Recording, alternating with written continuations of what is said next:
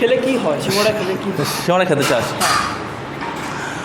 দেখ, সিঙ্গারা বা যাই কিছু স্ন্যাক্স হোক, আগে তোকে বুঝতে হবে যারা এক্সারসাইজ করে তাদের ক্ষেত্রে আমি তোকে বলেছি খেতে না, বা যারা জিম করে বা ফিটনেস ফ্রিক বা ফিটনেস নিয়ে সচেতন তাদেরকে ফাস্টফুড, তারা জানে যে ফাস্টফুড তারা খায় না বা ব্যালেন্স করে চলে।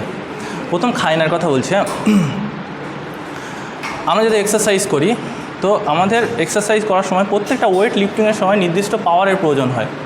তো সেই পাওয়ার করতে আসে খাওয়ার থেকে, বুঝেছিস তো? এবার খাওয়ার থেকে তো পাওয়ার আসে, তার সঙ্গে সঙ্গে আমার বডিতে যে অর্গানগুলো আছে সব থেকে বেস্ট পাওয়ারফুল অর্গান আমার ব্রেন, ঠিক আছে? তারপর আমার চোখ আছে, আমার লিভার, ইন্টেস্টাইন, যত অর্গান আছে প্রত্যেকটা অর্গান সঠিকভাবে কাজ করার জন্য কিছু ভিটামিনস আর নিউট্রিশনের প্রয়োজন হয়।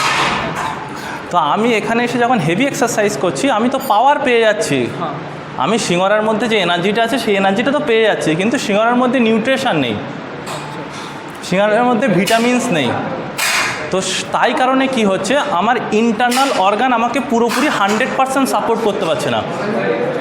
এবার আমি যদি সিঙ্গারার বদলে যদি সঠিক ডায়েট করি, তাহলে আমি যখন এখানে এক্সারসাইজ করব, আমি যখন 15 কেজিতে এক্সারসাইজ করলে যতটা কষ্ট আমার হতো, আমি 20 কেজিতে এক্সারসাইজ করলে হয়তো ততটাই কষ্ট হবে বা তার থেকে কম হবে।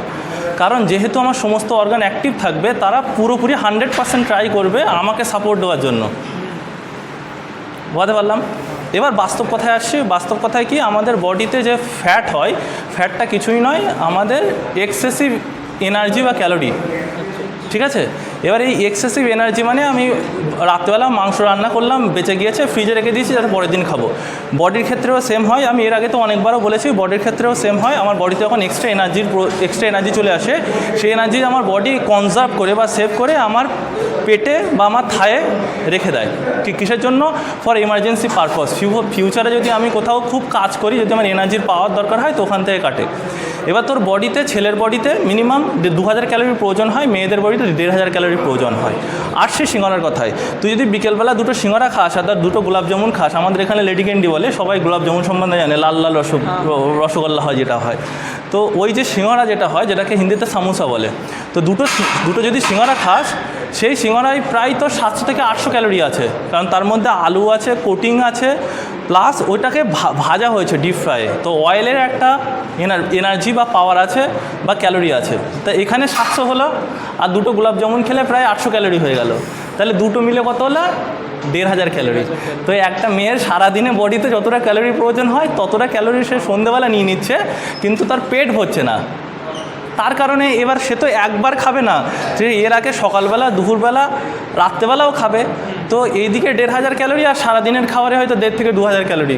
তাহলে তার বডিতে 1500 ক্যালোরির প্রয়োজন, কিন্তু তার বডিতে যখন 2000 ক্যালোরি এক্সেস হয়ে যাবে, বডি চাইবে ওই খাবারটা স্টোর করতে। স্টোর মানে ফ্যাট। তোর ক্ষেত্রে সিমিলারলি তার বডিতে যদি 1500 ক্যালোরি প্রয়োজন হয় তো 2000, তাহলে তোর 1500 সেভ হবে। তা সেভ মানে তোর ফ্যাট। আচ্ছা আচ্ছা, বুঝে গেল? আশা করি তোমরা উত্তর পেয়ে গেছো। To get this kind of information, follow our gym page and follow Mark Fit and Fluent Academy, or Mark Made Mind and Mark Made হ্যাঁ স্যার।